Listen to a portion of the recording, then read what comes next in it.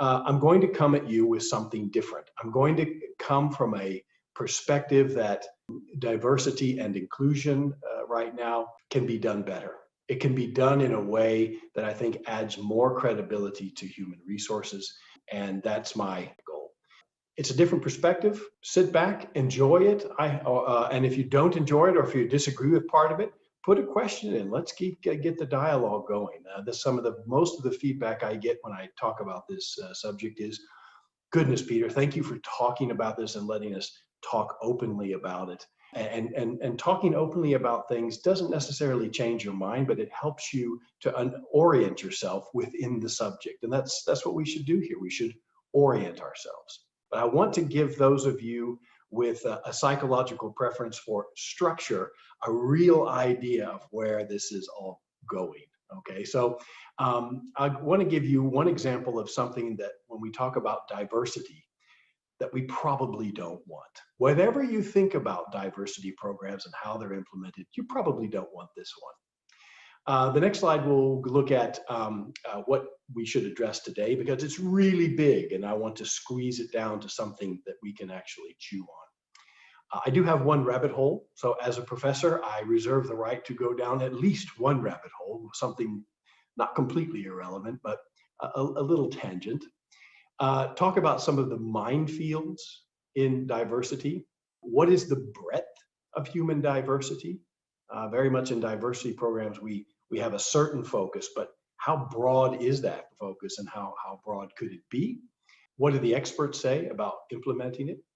What does diversity look like in some of the world-leading companies? What have been the business results for diversity? And I'm going to take a highly pixelated look at that. But of course, you need to get more and more granular in your analysis. And the success of a business isn't one thing. It's a multivariate thing. But if you read some of the literature in the Harvard Business Review, you would think if you have a diversity program, well, you'll go from losing money to making money. If you have an agile organization, you'll go from losing money to making money.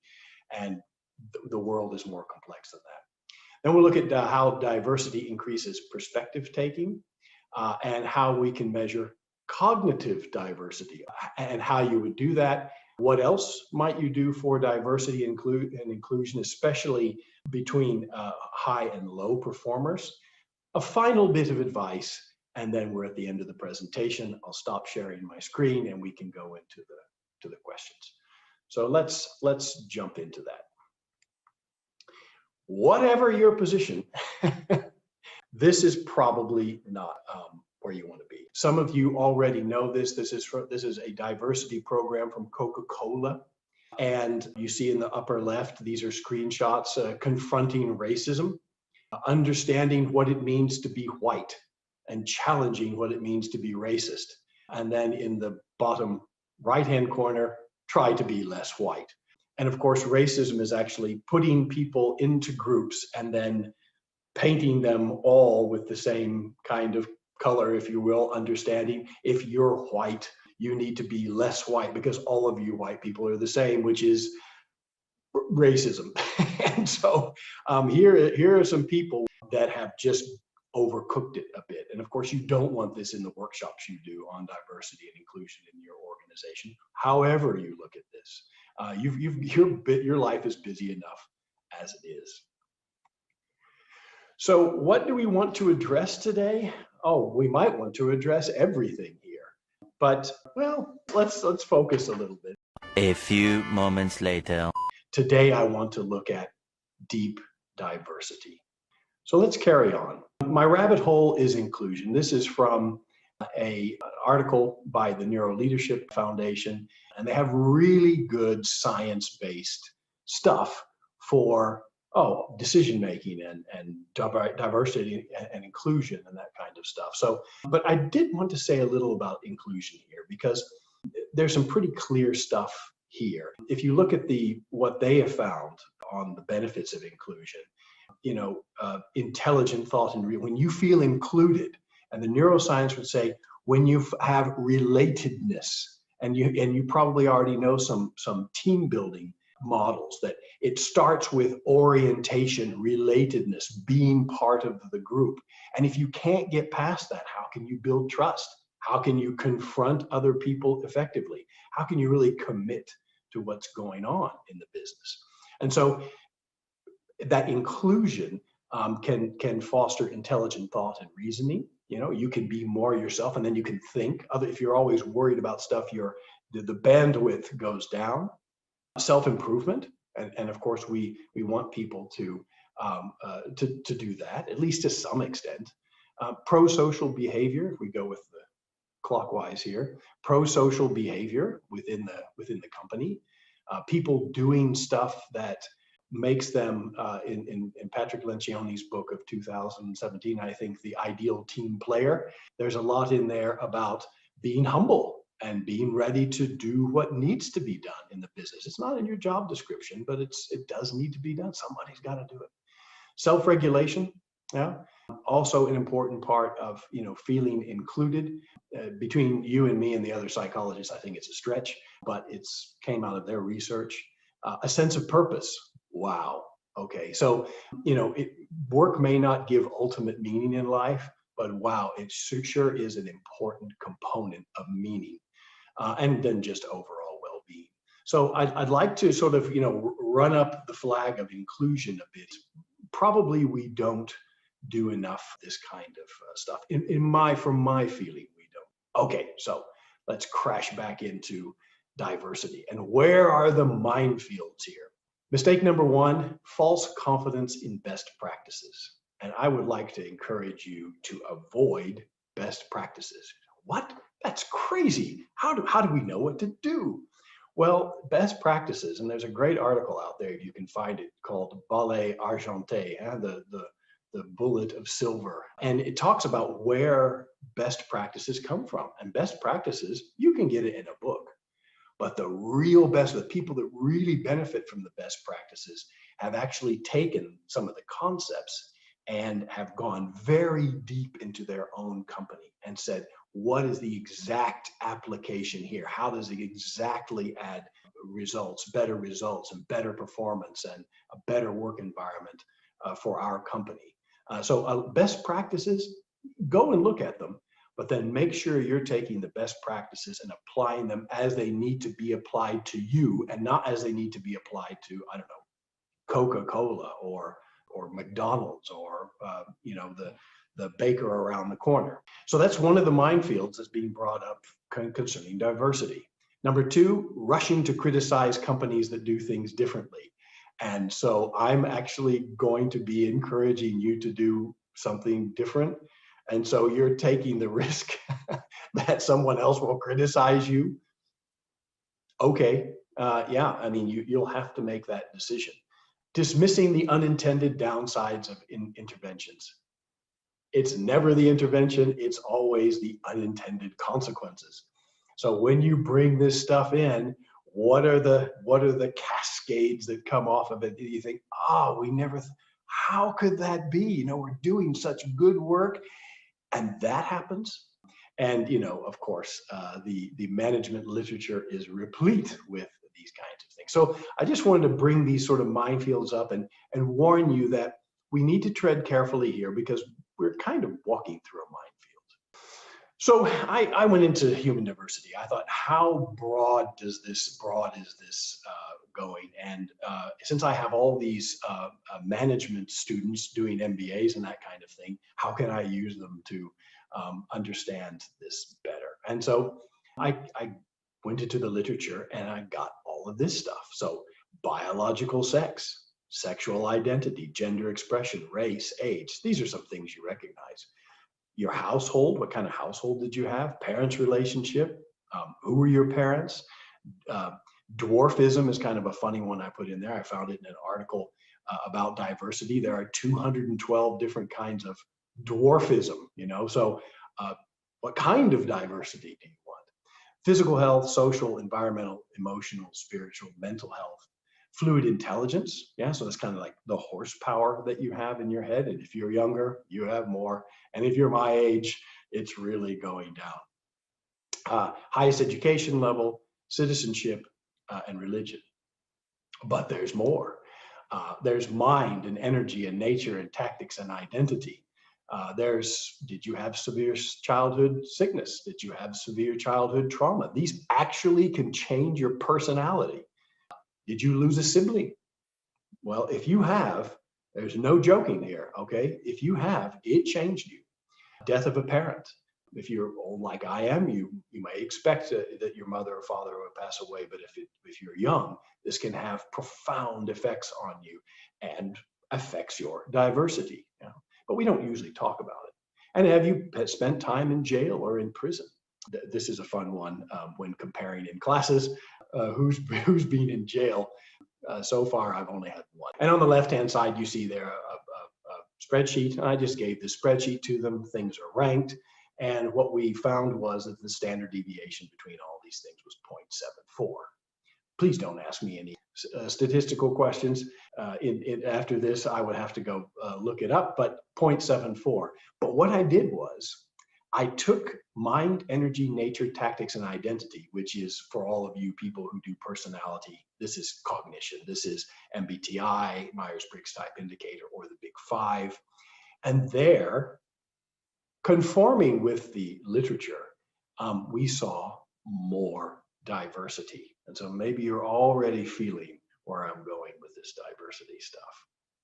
So these are some of the areas that maybe you hadn't considered about human diversity. And of course, I will argue that you don't need diversity in your business. You need the diversity that your business needs and not more. So what is the diversity that you need? Again, using best practices can be a nice place to start, but what is it exactly tailor-made for what you need in order to achieve the strategy? And if it's not achieving the strategy, then you have to question if you're doing the right thing. I mentioned neuroleadership before. What do the experts say? These are kind of experty people. There are many experts out there. I've read stuff from Ernst & Young. I have a neighbor who's a director there. They have their ideas. Price Waterhouse does too. All the consultancies have their ideas. So I just want to walk through these, make a couple of comments, and we'll move on quickly. They say align your business goals with diversity and inclusion goals. Okay, so they get it in there and make sure that your business is aligned with diversity and inclusion. And I can imagine from a human resources point of view, I think, wow, the business is aligned with the stuff that we're bringing. It's really good, and we're doing good stuff. We're doing the right thing for people, or we're doing the right thing for people we might not normally hire, but could actually really contribute to our business. So there's a really positive ethical aspect here. The second one is drive for shifting habits, not increasing awareness. Now, if you're going to lose weight, you can have awareness that you've gained 5 kilos, but what do you have to do? You have to shift your habit. That extra latte in the morning, maybe you should skip that. Some of these things, you're going to have to shift your habits. Totally agree. The third one is create specific and measurable accountability. Absolutely. If you're going to lose weight, you need to have a goal. Yeah. And then you need to track that. And if you don't, you'll be all over the place. What I would like to say about these things are 3 things. I think that's wrong. I think you align your diversity and inclusion goals with the business goal. Whatever human resources is doing should follow the strategy, not lead the strategy. There, I said it. And I battled against this when I was an HR director. I feel like HR follows, and anything you do needs to be aligned. Coherence is the key. Is it coherent with our strategy? Yeah. And if you can link it with coherently with the strategy, then align it with the strategy, you're going to make some real progress that's going to be very much appreciated. But don't change the business goals for diversity and inclusion. I think that's I think that's dangerous. When you're trying to change your diet, if you will. Follow current and objective reality. Find out what exactly is going on. This can go back to the best practices implementation. What is it in your company? What's the actual situation in your company? Don't copy and paste too much. And the third one, I agree with the whole thing. And I add two words, the last two words. Integrate them into your talent management processes to drive accountability and results. Not just accountability, drive results. Again, it needs to be aligned with the strategy. And if it isn't, think about it again. So what does diversity look like in world-leading companies? And you say, I'm in a world-leading company. Well, compare this to what you're doing. Yeah, and it would be interesting to know. What does it look like in world-leading companies? And there's about four things that I generally see. One is racial diversity. And this is usually anything but white.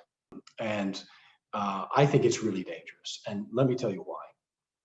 What we find, I'm going to say this twice because it's so counterintuitive. The diversity within groups is higher than the diversity between groups. The diversity within groups is higher than the diversity between groups. If you look back at that list of diversity, you can really see this. And so the basic racist idea is you are part of a category. For me, you, Peter, are a white male. I was born in Texas. So, you're a white Texan male, and we know who you are. We know you voted for Donald Trump. Don't try to cover it up. We know you drive a pickup truck, and we know that you're slightly racist, but you'd never admit to it. You don't know me. So that's really dangerous. Yeah. The racial diversity, I think, is, I think it's in the implementation. So is diversity something that's probably good for your business? Yes. Why are we jumping directly to racial diversity? And you have to think of it. You have to talk about that. It may be the right place for you to jump to. I'm not saying it's in every situation wrong, but in a lot, and certainly in Western Europe, how it's manifesting itself. Same thing with male-female diversity. Countries that have a more egalitarian look toward men and women have higher economic value added in the country. If you don't, if you devalue women, you're devaluing 51% of your population. That's just crazy. What we do find, though, is that when that men and women do differ cognitively, and this drives life choices. And in places, I don't know, in Scandinavia, where extremely high egalitarian, you see that you get a split of men and women are even more different in highly egalitarian countries. So just as a stereotype, there are more male engineers and more female nurses. And if you go to places that were lower egalitarianism, like Pakistan, you see that there's a less difference. So there's kind of if you do more on the social, if you do more on the social, you get more differentiation in the cognitive between men and women. And if you do less on the social, there's more difference. There's less egalitarianism. And how do you balance that? Where do you bring it in? I don't know, but that's what we see here. So male-female diversity is really difficult, and what it means is that a really practical example. If you want 50% male nurses in your hospital or your country, you're actually lowering the level of quality. Why is that? Because only about 10% of nurses are male, and so you're getting all of those at different levels where you've got 90% female, for example. It's very difficult. And so I would keep arguing, treat people as individuals and not as parts of groups. Let people have the opportunity to go in the direction they want to, And if my daughter, who's studying engineering right now, wants to go off and be the best damn engineer in the world, let her do it. It's her. She has an aptitude for it. But don't necessarily push her there because there's some sort of agenda. You're not going to make my daughter happy, and you're not going to align properly with the strategy of the company. LGBTQ and diversity, same kind of thing. Because you have a certain gender expression, is that going to add to the strategy of the company? It might. Yeah, it might. It might add to the strategy of the company when you bring in more women, because women do have cognitive differences, and I'm going in that direction. But it's kind of a ham-fisted, overkill way to do it. But that can do it. LGBTQ, I don't know. It's really a difficult thing, and you have to determine, does that align with our strategy? And the last one is neurodiversity. This is usually people with a mental handicap. I have a lot of criticism of Walmart in the United States. You probably know about Walmart. They are pretty rough on their people, in my opinion, in the research that I did during my DBA. But they do one thing. They do, in small towns, employ people who normally wouldn't get employment. And I think that's a pretty admirable thing. So that's what usually falls under neurodiversity. Yeah. So this is what I found how it usually gets implemented, and some of the concerns I have with it. Well, what have been the business results for diversity? I said in the beginning, if you read the Harvard Business Review, they say, hey, diversity and inclusion, and you'll make more money, basically. Okay. They say the same thing about agile. They say the same thing about holacracy. They say the same thing about a number of these things, and it gives a misleading idea. You need to look in depth individually at your company on this. But let me show you what I came up with. So this is the Fortune 100, so the top 100 best workplaces for diversity. And this was 2015 to 2018. And I looked at 2014 to 2019. This came out in 2019. And these were the top ones. These are not just the top ones. These have been the top ones during that time. Yeah. So consistently in the top 10. Yeah. And what did we see from them as, I looked at their stock price. Yeah. So, and we know there is not a one-on-one correlation between stock price and how well your business is doing, but it's a proxy. So I looked at these companies: Marriott Hotels, Build-A-Bear. Maybe you haven't heard of that. It was a fad for a while. Hilton Hotels, International Hotels, and Comcast, which is telecommunications. And this is what we came up with. So if we look at Marriott Hotels, it kind of went up, but not much different from the rest of the market. Build-A-Bear exploded. I think they're still around, but they've gone the way of the dodo.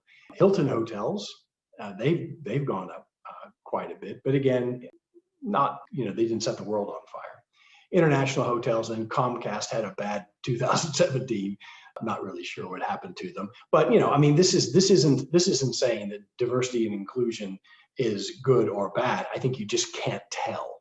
Okay, so but if you're going to write an article on it, you might say, well, it's not clear. And a lot of people on YouTube, when they talk about these things, they do say, it's hard to measure, and it is, because it's just a multivariate thing. How do you pick one thing out?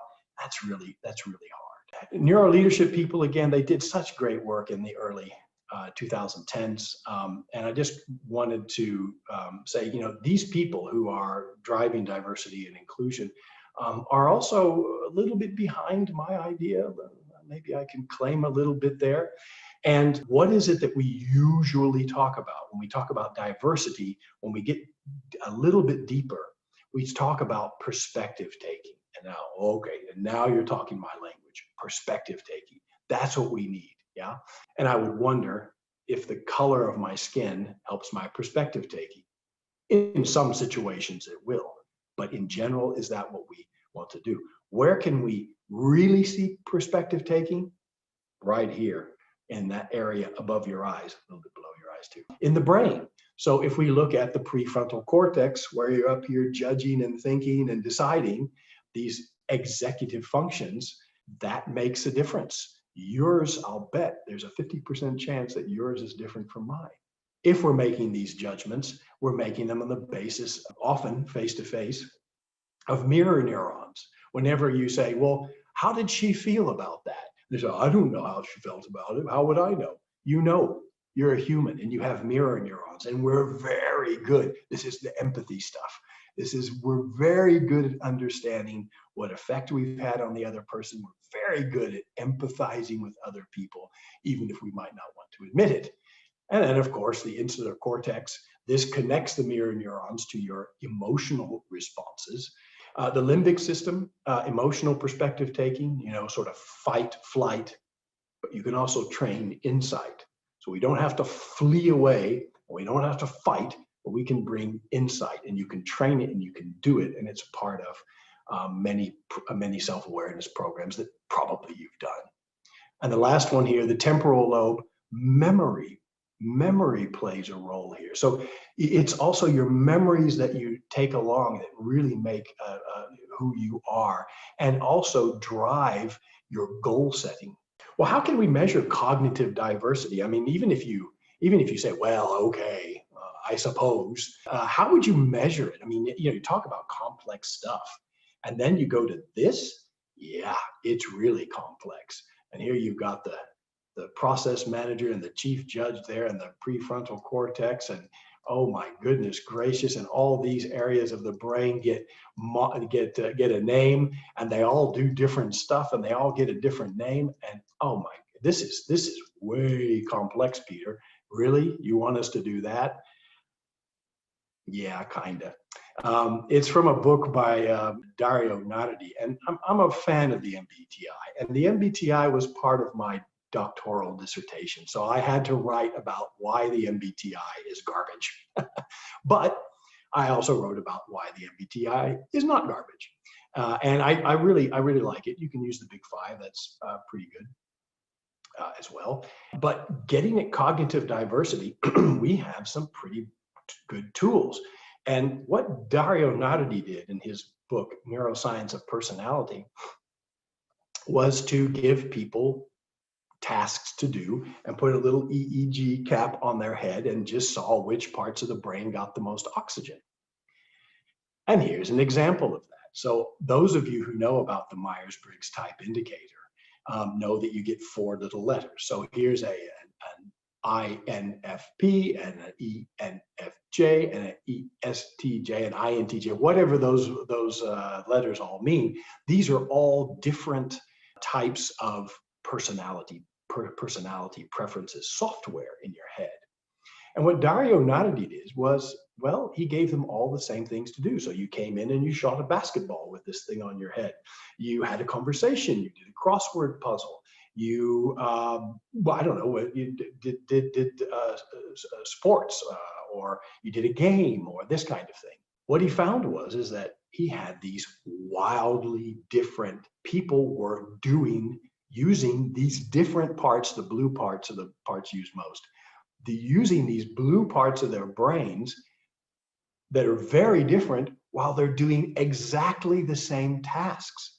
And wow, talk about diversity. And he said, the thing that helped me get through all of this data, understand the patterns, was the Myers-Briggs type indicator. That's the thing that helped me get through this. So all of these people did all the same stuff. So what else can we do for diversity? So I'm telling you right now, I think a much heavier focus on cognition, a much heavier focus on here. This is where we get the most diversity. And just between us, I'm a little worried. And I've heard this from a couple of speakers now. If we're doing the Coca-Cola stuff, that disaster you saw at the beginning of this presentation, you're going to get sued. You're going to get sued by whatever group is on the out with you. Now, in Europe, that's less of a problem than in the United States, but you still don't want it. You still don't want these problems. You don't want to be setting yourself up to have to deal with one more minefield. Well, using cognitive diversity, you don't have to do that. Yeah.